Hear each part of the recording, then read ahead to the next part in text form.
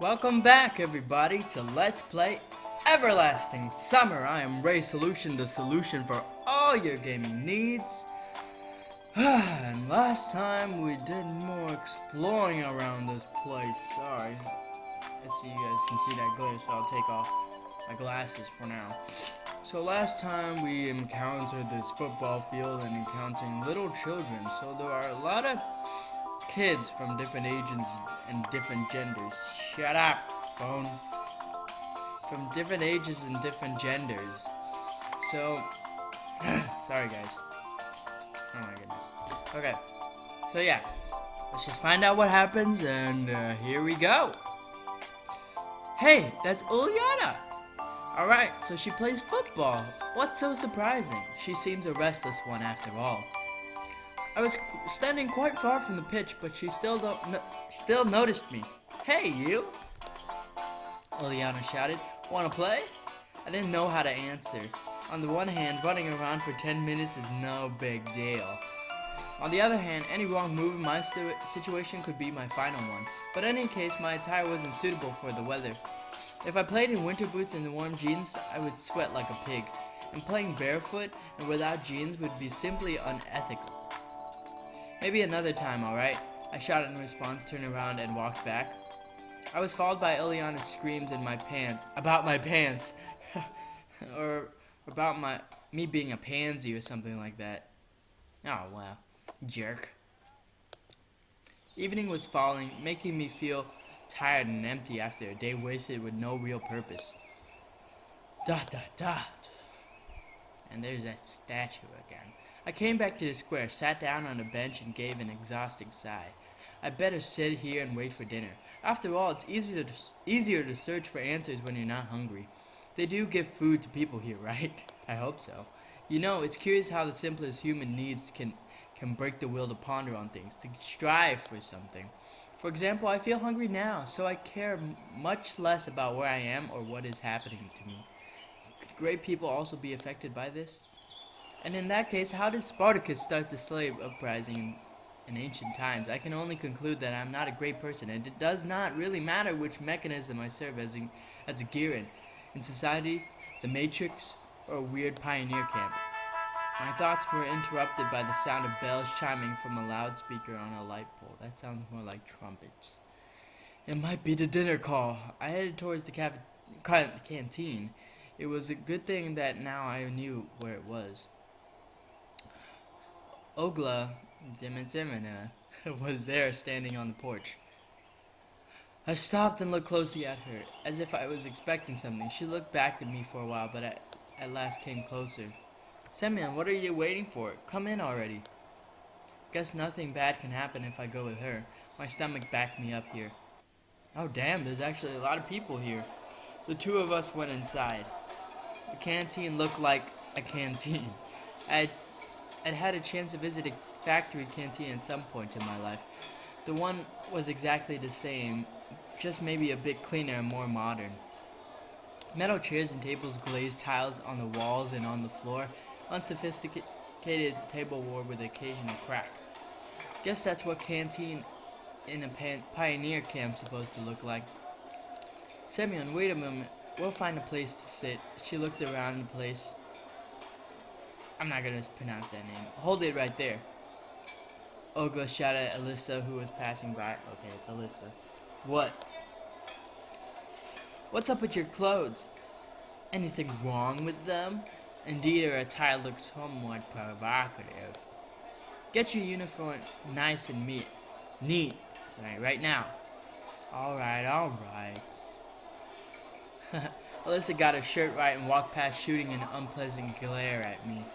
Oh god, don't do anything to me! So where can we find a place to sit? There weren't a lot of free seats. Go over there next to Uliana. Yeah, it's fine. The food's already on the table too. I had no other choice but to accept. Of course, there was a probability that cutlets were poisoned with curare. The mashed potatoes were generously seasoned with arsenic, and a glass filled with excellent antifreeze instead of compote. Compote? But it all looked so tasty that I had no choice to resist. Hey, what do you want? What do you want? What do you want? I replied rather rudely to Ileana, who was sitting next to me. Why didn't you play football with us? Because of my clothes, said I, pointing at the source of the problem. Oh, alright then. Eat! Ah, at least she's understanding. However, there wasn't much left to eat. My cutlet was missing from the plate. Only she could have done it. No more precisely, none but Oleander could have done it. Give me back my cutlet. In a big family, you snooze, you lose. It can cost you cutlet if you are careless. Give it back, I'm telling you. What if I attempt?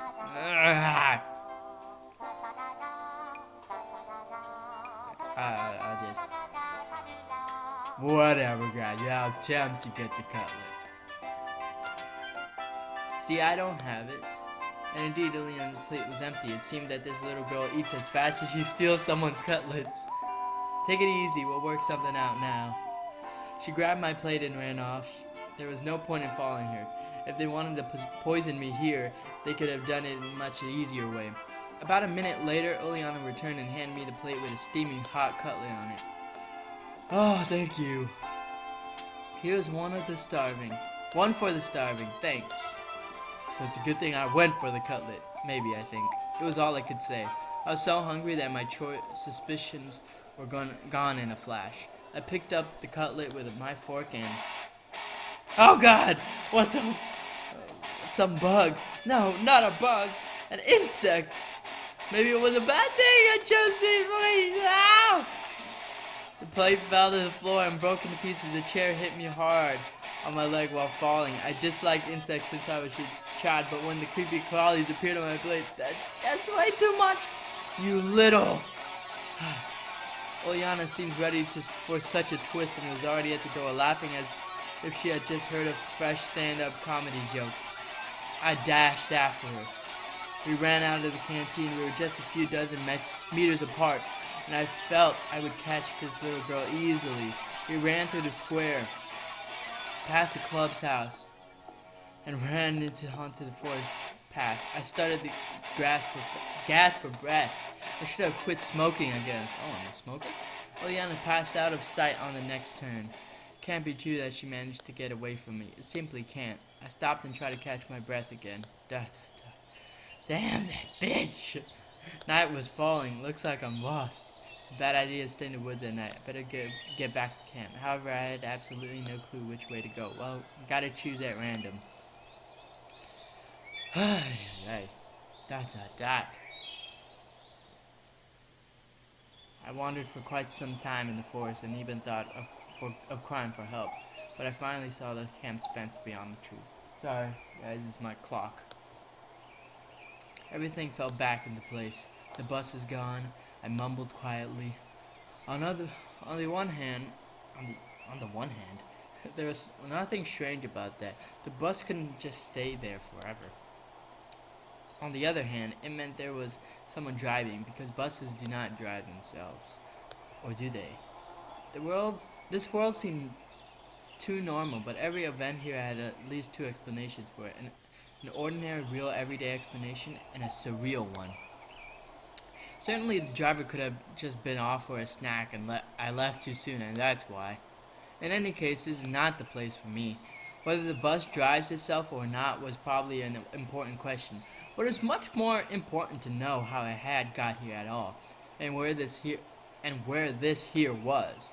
The field and the woods stretching towards the horizon had no answers. There was nothing familiar about them. A strange, odd, and alien world. However, at the same time, it was absolutely not frightening. Either my self-preservation instinct decided to resign from its jobs, or all this running around the camp and the local pioneers had lulled me so much with their carefree normality that I was simply forgetting what had happened to me just a couple of hours ago. Although I probably just had no strength left to worry. All I wanted was some peace, calmness. I wanted to just have a break from it all, and only after would I continue. Oh man, I skipped. Oh, whatever. However, that would be some time later. And what about now? Can I allow myself to relax? getting nighttime already. I've been like standing here for a long time. It got completely dark, and in any case, it was better to spend the night in the camp. I was about to head back when someone came up silently from behind. Hello, what are you doing here so late? ... It was Slavia standing before me. I was so surprised that I jumped. So you didn't catch Oleana, did you? She smiled. I nodded disappointedly inside. No wonder. No one ever has. Yeah, she's a real rocket girl. I'm a rocket man. She could have found a better use for her energy than looking for adventures. You must be hungry. You didn't manage to have dinner after all. Yeah. Indeed, I had completely forgotten about my hunger. But after these words of hers, my stomach drew attention to itself by giving a traitorous rumble. Slavia smiled. Let's go then. What? Is the canteen still open? It's alright. I have the keys. The keys? Yes, I have the keys to all the facilities in camp. How come? Well, I'm something like the camp's leader right here. I see. Well, let's go. It was an offer you can't refuse. When we reached the square, Slavia stopped in her tracks. Excuse me, I should warn my roommate that I'll be late. She was so punctual herself that she'll be worried otherwise. You go on to the canteen. I'll come in a minute, right? Alright. I really do not expect to find somebody aside from myself there at such a late hour, and that somebody was apparently trying hopelessly to open the door. Without any secrets, though, I walked up onto the porch. The locker picker turned out to be Alyssa. Don't do anything to me, please! I didn't do anything! I should have probably kept off and waited. She looked at me intently for a while and then said, don't just stand there, give me a hand or something. Meaning, help me open the door. Don't look at me like that. Why? Because I want some buns and kefir, whatever kefir is. Dinner wasn't big enough. Is that really a good idea? Aren't you hungry yourself, huh? Oleana didn't let you have a normal dinner, did she? She smiled sarcastically. It's true, she didn't. It's fine, Slavia will come now and... What? Guess I shouldn't have said that. I'm off then, and you'll pay for this. You owe me two already. Oh my goodness, it's not my fault. Having said that, Alyssa disappeared into the night. And what was the first one? Slavia didn't keep me waiting for too long. Is everything alright?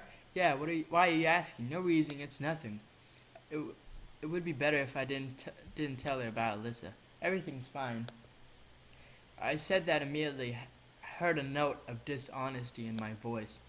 Well, shall we go? As for Slavia, she seemed not to have noticed anything, or at least she was pretending she hadn't.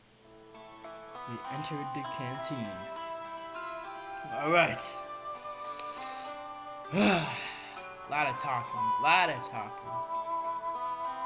And I guess we made some progress though. And I'm running out of time, sorry guys, I'm only allowed to have 15-minute videos, and I want to stop at places where I don't stop like in the middle of something. So yeah, I hope you guys have enjoyed watching so far. Please subscribe and like since I'm a new person, and we'll continue to be playing this game till the end, and hopefully find a more adventurous game later on. But this game is not bad, more calm. Hope not as much jump scares as the last part, or that freaking centipede. Well, this has been Ray Solution. I will see you guys later!